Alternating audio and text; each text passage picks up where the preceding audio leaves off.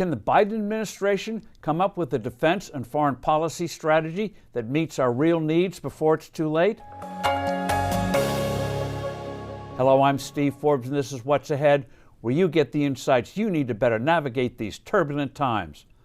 While the focus is on rising prices and the latest COVID-19 variant, a mortal crisis is brewing internationally. For the first time since the Cold War, we are faced with powerful adversaries who are determined to fundamentally alter the global status quo and have the means to seriously challenge the U.S. On a per capita basis, Russia is an economic cipher. Nonetheless, it has substantially increased its military power. Putin has two main goals. One is to reestablish political and economic control over the countries that broke away from the old Soviet Union in the early 1990s. Putin is appalled that Ukraine, the country he prizes most, has been strengthening ties with the West, despite Russia's seizure of Crimea in 2014 and Russia fomenting separatist forces in eastern Ukraine. He wants to make Ukraine a Kremlin puppet, if not again a formal part of Russia. Clearly, the Biden administration was caught off guard by Putin's placing a ready-to-invade army on Ukraine's border.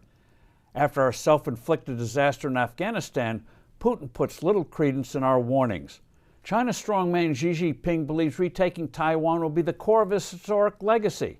He is set not only on driving out the U.S. as a military and political power in Asia, but also having Beijing replace Washington as the dominant power as well.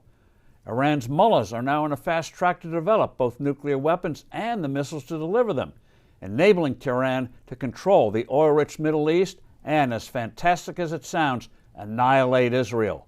Clearly, the floundering, incoherent approach Biden has taken to these challenges must change.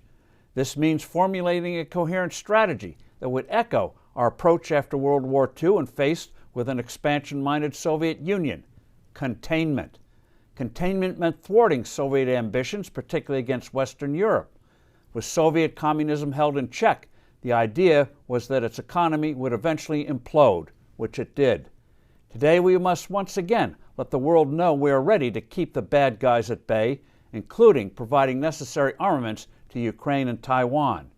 We must not let Putin emasculate NATO, which will necessitate a permanent and substantial military presence in Poland and the Baltic states of Lithuania, Latvia, and Estonia. It would also mean a substantial commitment to building up the necessary military assets, including credible cyber capabilities and countering Russia and Chinese moves in space.